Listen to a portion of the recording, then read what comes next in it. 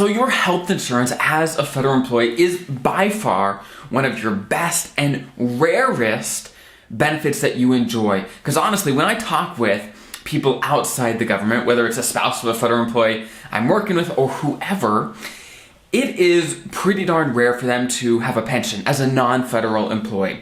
But it's probably even more rare for them to have health insurance that, of course, that they have during their career, but also not just that, but that they can keep into retirement at a reasonable price, right? That is extremely rare. But for you as a federal employee, you've enjoyed your health insurance for your career, but what are the changes that you need to be ready for and aware of as you move on to this next stage of life called retirement, right? Because there aren't changes, but there are changes, especially to the price and to other elements of your health insurance that you certainly need to be aware of. So we're going to jump into that today. So if you are new here, my name is Dallin Hawes, a financial planner serving you guys as federal employees, helping you guys retire confident and comfortable. And we talk about your benefits and investing and taxes, all that good stuff, all the time. And today, like I said, we're talking about your health insurance and the big changes you can expect in retirement. Now, the first thing you have to understand is not everyone is able to keep health insurance into retirement, even if you're a federal employee.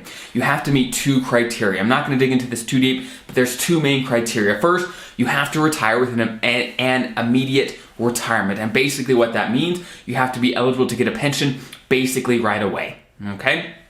That's one.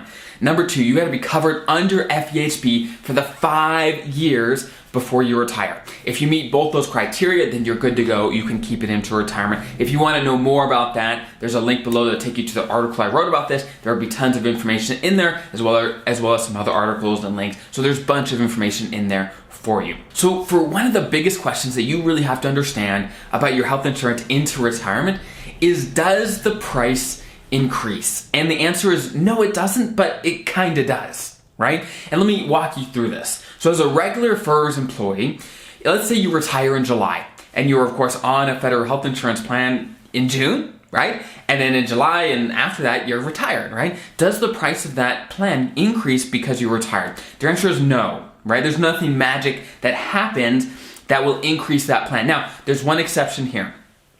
If you are part of an agency, for example, USPS is common here, where they pay a increased part of your premiums while you're working, part of a bargaining agreement, right? And then when you retire, that goes away and you pay what the average federal employee pays. If that's you, then your price may increase by a little bit once you retire. But barring that, the price is not going to change when you retire. Now, of course, there's another nuance here.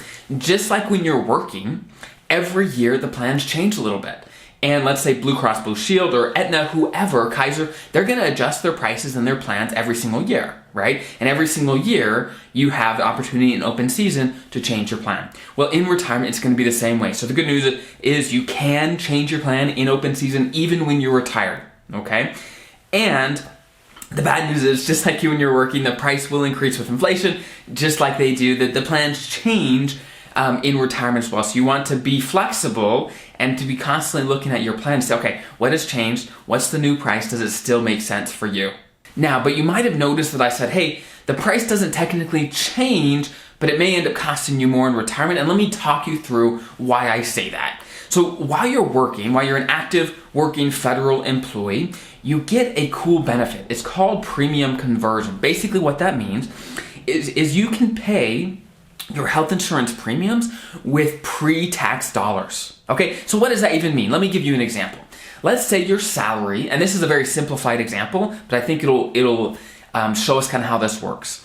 Let's say your salary is $50,000 a year, and let's say you pay $3,000 a year in health insurance premiums. So it's about $115 every 2 weeks, okay? So let's say that's kind of your numbers. You make about 50 grand, you pay about 3 grand per year in health insurance premiums. Well, for tax purposes, they actually deduct what you pay in health insurance before they even start calculating your taxes. So for tax purposes, it's gonna show that you only made $47,000.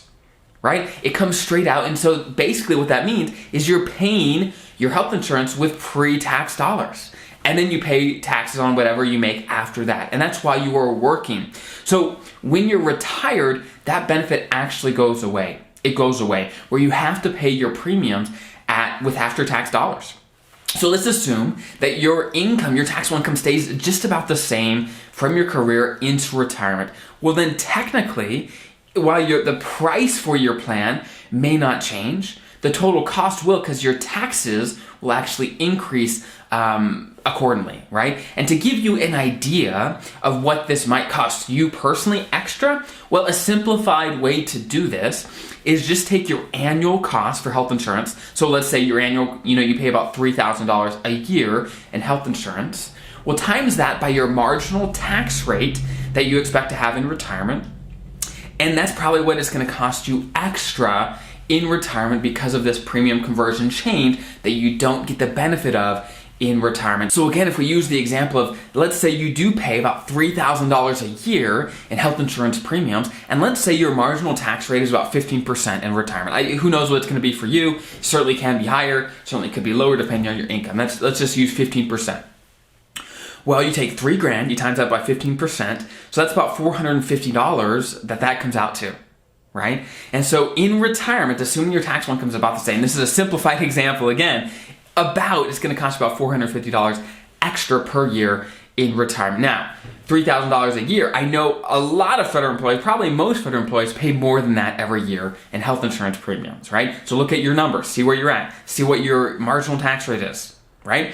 Check out these things to do a little rough math for you to decide, hey, what is it going to actually cost me extra in retirement? And certainly, every open season, as the plans change, you certainly want to keep an eye on those prices. Whether, as federal employees, you guys are so steady and consistent, and most people really don't change their health insurance plan very often. Many people stick with, Blue Cross Blue Shield, Kaiser, Aetna, whatever they pick, they kind of stick with it.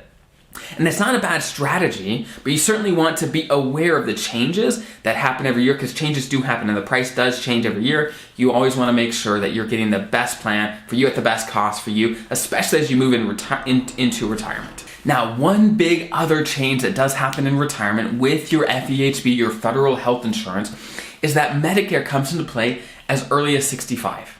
Okay, depending on if you're working or not, but as early as 65. Now, Medicare doesn't technically change your federal health insurance plan, but as a federal employee, you're probably going to want to be involved in Medicare to some degree, right? And I've had actually a couple other videos and articles just on this topic, how much and what types of Medicare you should be involved in as a federal employee. So there'll be a link below to check out the article I wrote about this topic. There'll be tons of more information there. Check that out if you want to learn about Medicare, how that comes into play. And that certainly might cost you extra money, at least in premiums.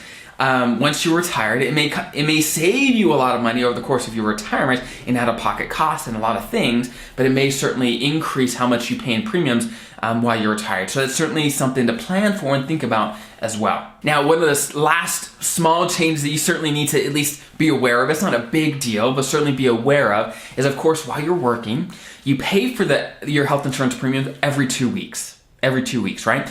But in retirement, you're going to pay for it every month, right? So the price is going to adjust accordingly. So for example, to estimate what that's going to do for the price for you, well, it doesn't change the price, it just changes how often you pay for it, right? So for example, let's say you pay $100 every 2 weeks. Well, to find what your monthly amount is going to be, well, you take that $100, you times it by 26, because there's 26 pay periods in a year, right?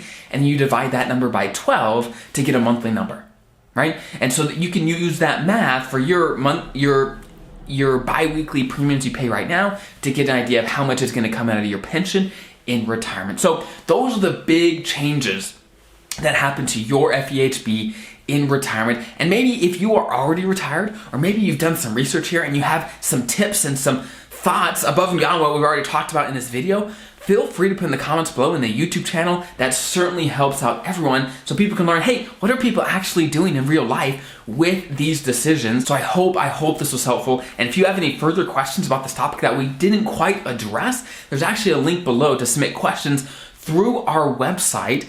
And then every week we do a Q&A answering those questions to give you the nuanced information and answers for you guys. So again, I hope this was helpful. Have an incredible rest of your week, and I'll see you next time.